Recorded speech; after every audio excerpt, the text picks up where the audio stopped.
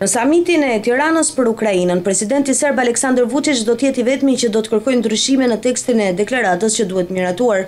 Ky lajm është bërë me dije nga mediat serbe sapo Vučić mbërriti në samit, u prit nga kryeministri Edi Rama dhe presidenti Zelenski. Ende nuk dihet se si do duket teksti i deklaratës në fund, por siç ka mësuar B92 dhe Novosti RS, Vučić do të kërkojë që sanksionet kundër Rusisë si dhe ndikimi i malign i Federatës Ruse vendet e rajonit të jenë hequr nga teksti.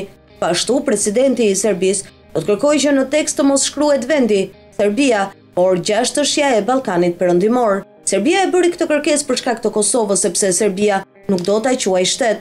Vendi ynë dhe presidenti Vučić në Tiranë do të luftojnë për çdo fjalë, ndërsa pjesëmarrësit e tjerë janë dakord me propozimin, shkruajnë mediat serbe. Vet Vučić u drejtuar shkurt gazetarëve në serbisht pas takimit me Ramën dhe Zelenskin.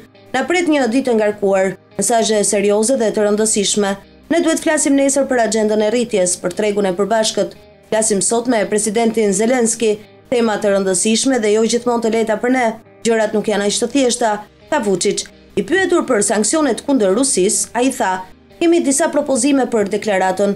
Do të shohim, por e vetmja gjë që mund të them është se do t'i përmbahen parimeve dhe parimeve të miratuara nga Këshilli i Sigurisë Kombëtare i Serbisë 2 vjet më parë", tha Vučić.